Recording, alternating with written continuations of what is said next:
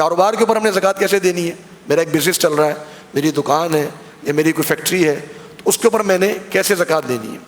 دیکھیں، جو بھی کاروبار ہوتا ہے اس کے اندر دو چیزیں ہوتی ہیں، ایک جن کو ہم کہتے ہیں کرنٹ ایسٹس اور ایک ہوتے ہیں جن کو ہم کہتے ہیں فکس ایسٹ۔ کرنٹ ایسٹ کے اندر ہمارے پاس تین چیزیں ہیں، کیش ہے جو میرے پاس پڑا ہوا ہے، اسی طریقے سے ایسی رقوم ہے جو میں نے لینی ہے کسی سے، جس کو ہم ریسیویبلس کہتے ہیں۔ میں نے کسی کو مال بیچا ہے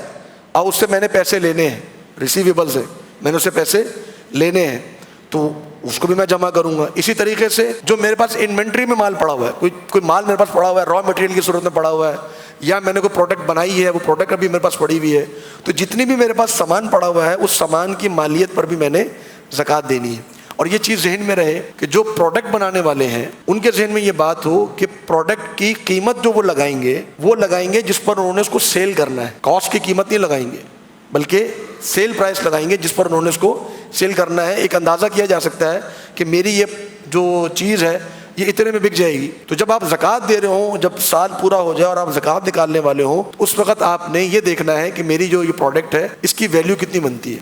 اس کے اوپر میں نے زکوٰۃ دینی ہے۔ اور تجارت کے اوپر جو زکوٰۃ ہے یہ واجب ہے، صحابہ کرام کا اس کے اوپر اجماع ہے، اور سنن ابی داؤد کے اندر جناب عمر رضی اللہ عنہ کا یہ فرمان موجود ہے تجارت کے تعلق سے کہ آپ نے فرمایا کہ جو چیز تمہارے پاس موجود ہے نا کاروبار کے حوالے سے، تو اس کی تم قیمت لگاؤ، این یقوم، اس کی قیمت لگائی جائے گی،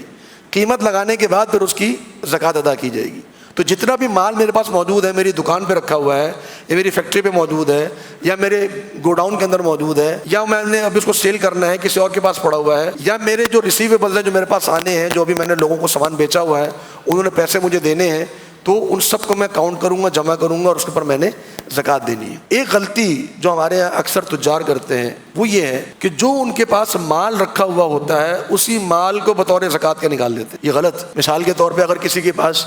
کوئی گارمنٹس کا کام کرتا ہے، اس کی دکان پہ کپڑے رکھے ہوئے، وہ یہ دیکھتا ہے کہ میری زکوٰۃ کتنی بنتی ہے اور ان زکوٰۃ کو وہ کپڑوں کی صورت میں نکال دے، اس سے علماء نے منع کیا، یہ جائز نہیں ہے، کیونکہ جو طریقہ کار ہے شریعت کا وہ یہ ہے کہ این یقوم، اس کی قیمت لگائی جائے گی اور اس قیمت کو پھر فقیر اور غریب کے ہاتھ میں رکھا جائے گا کہ اس کے ذریعے سے وہ جو چاہے اپنے لیے